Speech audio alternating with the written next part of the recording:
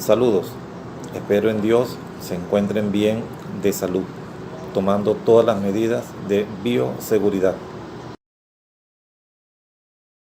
En esta oportunidad me toca disertar sobre un tema que está en boga, que es materia de discusión y materia de estudio desde hace mucho tiempo. Tema sobre el cual todos los venezolanos tenemos que estar atentos de el desarrollo y el desenlace de esa situación, y no es más que el diferendo por el territorio Esequibo, como ha titulado la Universidad Bicentenaria de Aragua este congreso.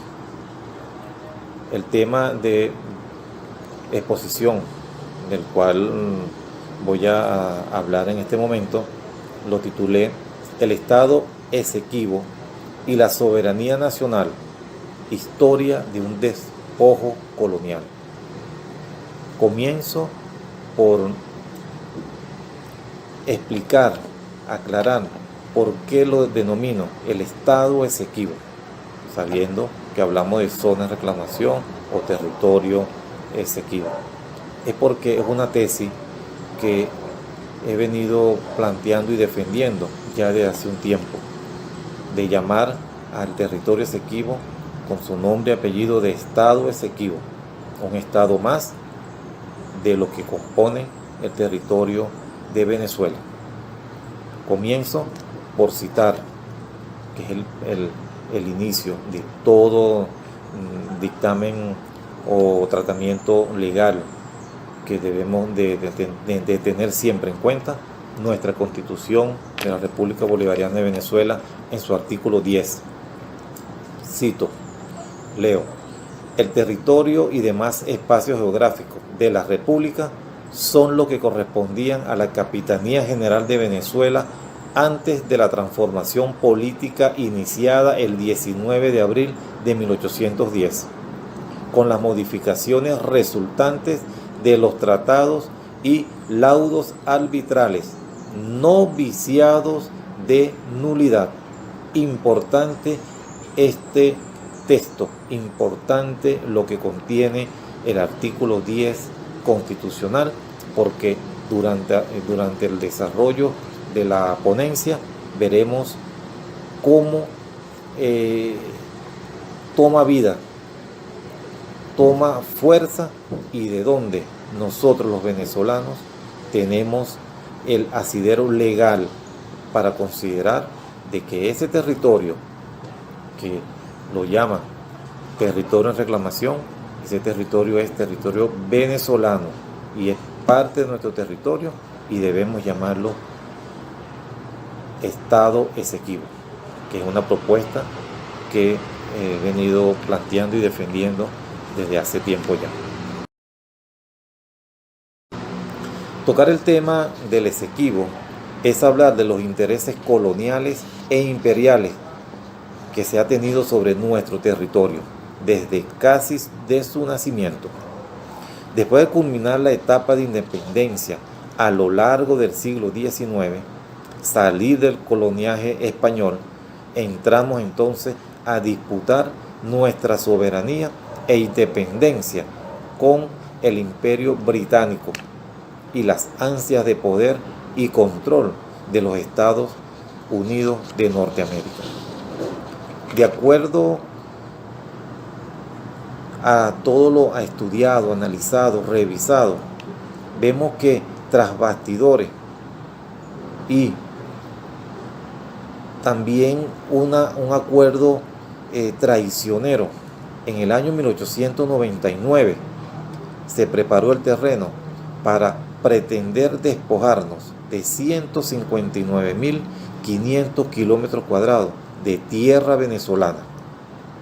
Más allá de lo que tradicionalmente se cree, la problemática limítrofe de Venezuela con Guyana es tan antigua como nuestra conformación propiamente dicha. Todo comienza con la invasión española y sus diferentes incursiones en nuestro territorio. Para el año 1499 ya la corona española hacía valer su dominio desde Cabo de la Vela en el occidente hasta el río Esequibo al oriente territorial. Con muy pocas variaciones prevaleció este acuerdo limítrofe y sería para el año 1626, 127 años después, que llegaría por primera vez los holandeses a nuestras costas, con la intención de hacerse de los recursos minerales y naturales del que llamaban el Nuevo Mundo. Los holandeses llegaron y se situaron en la margen derecha del río Esequibo. Margen derecha, importante este punto. Ahora bien, producto de la dinámica hegemónica de los imperios emergentes en búsqueda de materias primas en nuestro suelo, la Gran Bretaña entraba a una disputa con España y Holanda por estos territorios. Recuerden que esto eran los grandes imperios para ese entonces. Tanto es así que Gran Bretaña, en su arrollador desarrollo económico y bélico, para el año 1797 ya se había apoderado de las islas de Trinidad y Tobago, las cuales eran posesión de España, y para el año 1814 ya habían saqueado y desposeído a los holandeses de otros territorios que en el continente ya ellos poseían, incluyendo el Esequibo. Este traspaso, y digo traspaso entre comillas, del territorio de Holanda a Gran Bretaña estuvo sujeto a un tratado y en ningún momento se establecieron los límites de la región. Simplemente ocuparon y punto. Como ya lo dije, en el año 1814, los británicos se apoderaron de parte del Esequibo con mucha determinación. Pero es el caso que 3 años antes, es decir, el 5 de julio de 1811, fecha importante para nosotros, trascendental, Venezuela declaró su independencia, estipulándose que el territorio de la República de Venezuela era el mismo que el de la Capitanía General de Venezuela del año 1777. Vean entonces cómo cobra vida el artículo 10 de nuestra Constitución Nacional. Esta división político-administrativa, que comprendía la provincia de Guayana, aplicándose por primera vez el llamado principio utis possidetis iure, que dice o traduce: como has poseído, así poseerás, principio que ha determinado la fijación de nuestras fronteras nacionales a lo largo de la historia republicana. A lo largo del siglo XIX, pese al esfuerzo respetable de algunos políticos, académicos y diplomáticos, lo podríamos resumir como una centuria del criminal arrebato de nuestro Esequibo. Desde el año 1834, la frontera oriental venezolana ha experimentado alteraciones importantes, comenzando con el tarifado naturalista prusiano Robert Hermann Schönborn, miembro de la Real Sociedad Geográfica de Londres, cuando ejecutó en el año 1841 una improcedente demarcación que terminó llamándose la línea Schönborn, en honor a su nombre, que iba desde el río Moruca hasta el río Esequibo. Esto era 4.290 kilómetros cuadrados menos de territorio venezolano. Es decir, esa línea que trazó esta persona ingresaba a nuestro territorio quitándonos 4.290 kilómetros cuadrados de territorio venezolano. Pero no conforme con esto, 5 años más tarde, el mismo personaje, Schönborn, dibujó una segunda línea llamada Norte-Sur, la cual avanzaba 141.930 kilómetros cuadrados hacia territorio venezolano, fijando un nuevo límite desde la desembocadura del río Amacuro hasta el monte Roraima y desde aquí hasta el nacimiento del río Esequibo, como se muestra en los mapas que pueden ustedes observar. El gobierno venezolano, para entonces, refutó vigorosamente ante las autoridades inglesas la presencia de este naturalista en nuestro territorio, exigiendo al gobierno británico ordenar al explorador quitar una cantidad de postes que había levantado arbitrariamente en nuestro territorio. Y en 1876, Venezuela rompió relaciones diplomáticas con el Reino Unido e hizo un llamamiento a los Estados Unidos al arbitraje de esta controversia, citando la doctrina Monroe como justificación.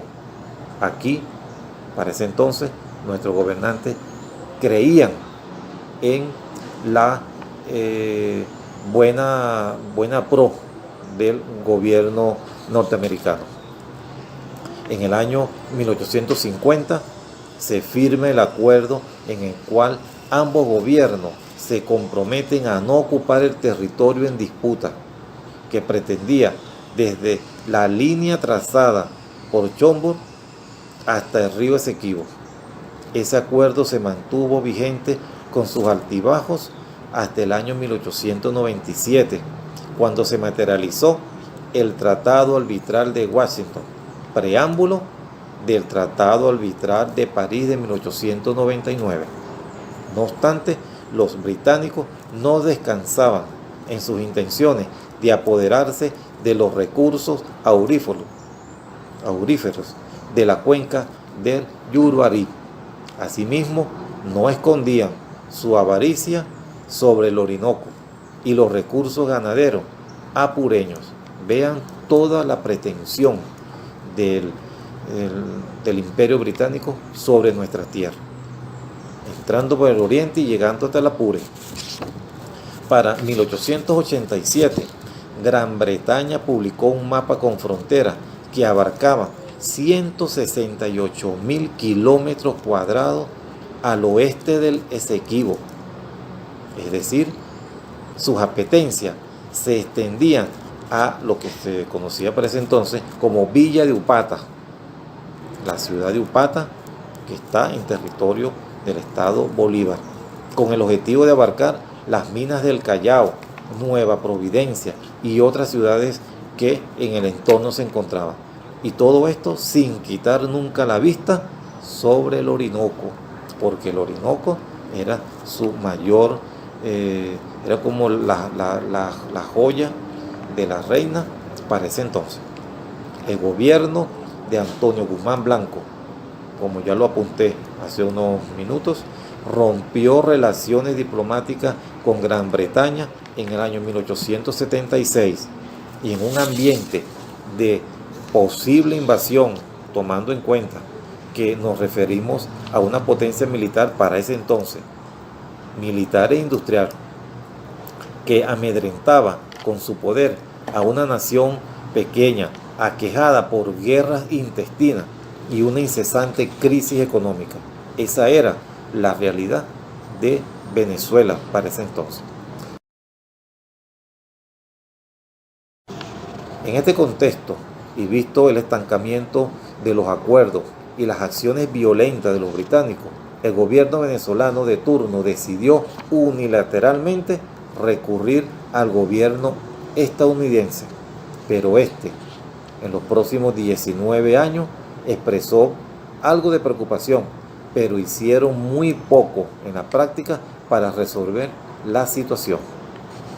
En 1895, el secretario de Estados Unidos, Richard Olney, envió una carta al primer ministro británico Lord Salisbury, exigiendo a los británicos presentar la controversia sobre la frontera al arbitraje de frontera, utilizando la doctrina Monroe como justificación, doctrina instituida por el presidente de los Estados Unidos, James Monroe, en 1823, que reza: América era para los americanos.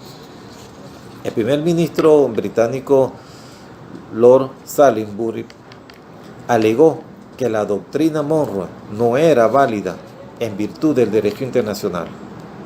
Entonces, en diciembre de 1895, el presidente Cleveland de Estados Unidos pidió al Congreso la autorización para designar una comisión de límites y que los hallazgos posteriores de esa comisión se aplicarían por todos los medios. Esa fue la posición norteamericana para ese entonces. El Reino Unido tenía muchas otras preocupaciones por su imperio y no tenía ningún deseo de entrar en conflicto con las Américas, lo que causó que el primer ministro Salisbury aceptara someter la controversia a la Comisión de Frontera estadounidense, la cual tenía su agenda muy oculta. Para el año 1897, en el Tratado Arbitral de Washington, las dos potencias más importantes para el momento, convinieron en aplicar a Venezuela un tratado de arbitraje por el caso de la Guayana Británica, en el cual participaron dos jueces británicos representando a Gran Bretaña, dos jueces norteamericanos representando a Venezuela, y como presidente del tribunal arbitral estaba el canciller ruso Federico Martín. Como abogado defensor por parte de Venezuela se encontraba el abogado estadounidense Severo Mallet Presbot. Insólitamente, no participaron venezolanos en las discusiones, siendo nuestro país principal o parte principal de esta disputa. Con todo lo narrado hasta este momento, señoras, señores, ocurrió lo predecible. El tribunal se trasladó hasta Francia para dictar la sentencia final, y yo digo sentencia final por ahora. ¿Por qué? Porque el día 3 de octubre de 1899, por decisión unánime, el tribunal falló a favor del Reino Unido, luego de sesionar durante 6 días continuos. Solo 6 días de los 3 meses que disponían para estudiar el caso según lo contemplaba el Tratado de Washington. La decisión, ¿cuál fue?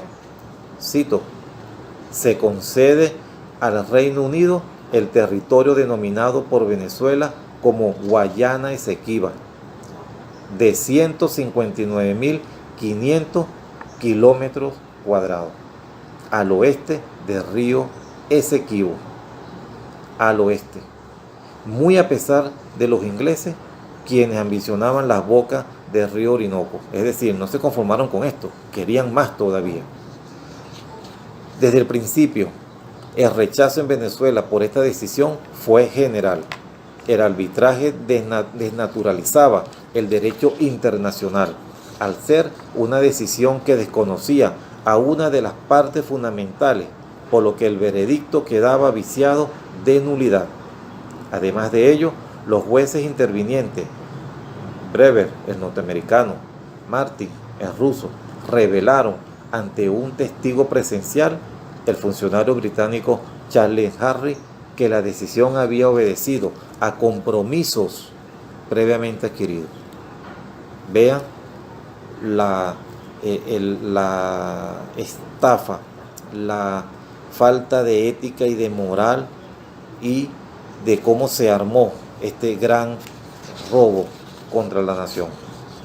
A su muerte, el 10 de diciembre de 1948, Severo Mallet Presbot dejó una confesión escrita donde decía: después de mi muerte, y tal cual lo ordenó, se abrió ese documento después de su muerte, encontrándose lo siguiente, cito: Si bien es cierto que en la decisión el tribunal le dio a Venezuela el sector en litigio más importante desde el punto de vista estratégico, como lo es la desembocadura del Orinoco, fue injusta para Venezuela y la despojó de un territorio muy extenso e importante, sobre el cual la Gran Bretaña no tenía, en mi opinión, la menor sombra de derecho.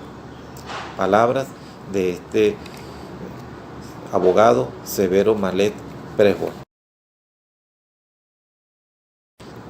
Después de transcurrir los años, el 17 de febrero de 1966 se firma el llamado Acuerdo de Ginebra, publicado en la Gaceta Oficial de Venezuela el 15 de abril de 1966 y firmado por ambas partes, las partes Venezuela, Gran Bretaña, más el gobierno colonial de la Guyana Británica.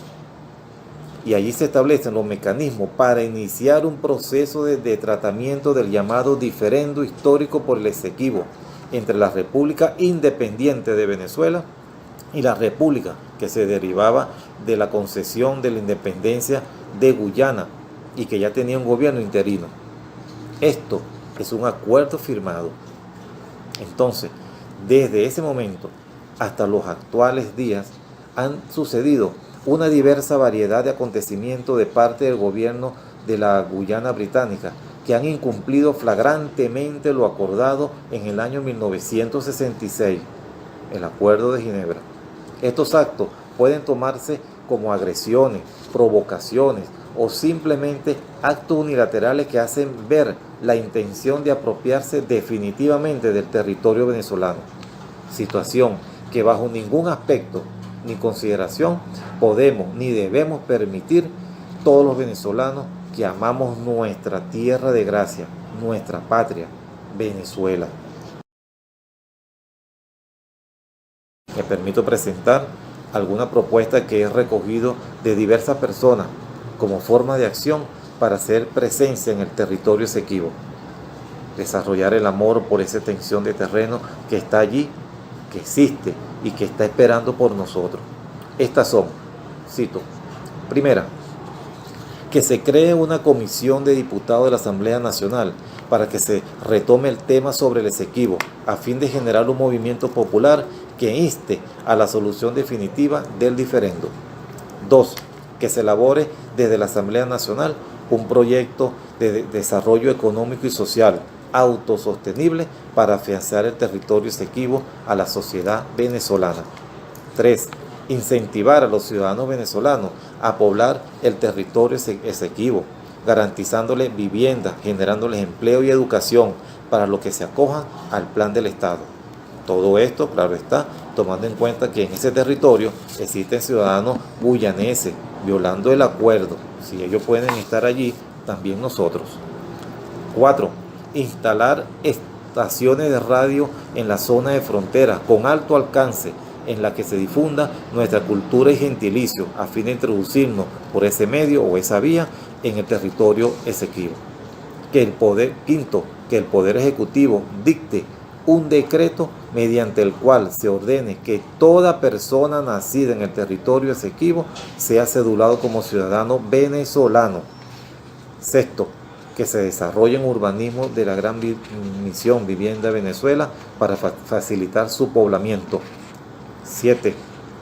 Desarrollar proyectos agroindustriales en las zonas seleccionadas en el territorio Esequibo para su poblamiento e igualmente en el territorio venezolano cercano a la línea fronteriza. 8. Desarrollar programas de salud tanto preventiva como curativa a todos los pobladores del territorio Esequibo, haciendo presencia permanente. Señores, señoras, compañeros todos, citando palabras del ciudadano comandante en jefe y presidente de la República Bolivariana de Venezuela, el señor Nicolás Maduro Moro, termino mi participación citando, abro comillas, nuestra región y nuestro país debe seguir andando los caminos de la construcción de la nueva potencia latinoamericana y caribeña, una potencia de paz que supere las viejas heridas del colonialismo y no permita que los imperios de hoy nos llenen de heridas nuevas, de intrigas, de odio y menos de guerra. La paz, la paz, la paz será nuestro puerto, será nuestra vida y será también nuestra victoria. Adelante, venceremos. Muchas gracias.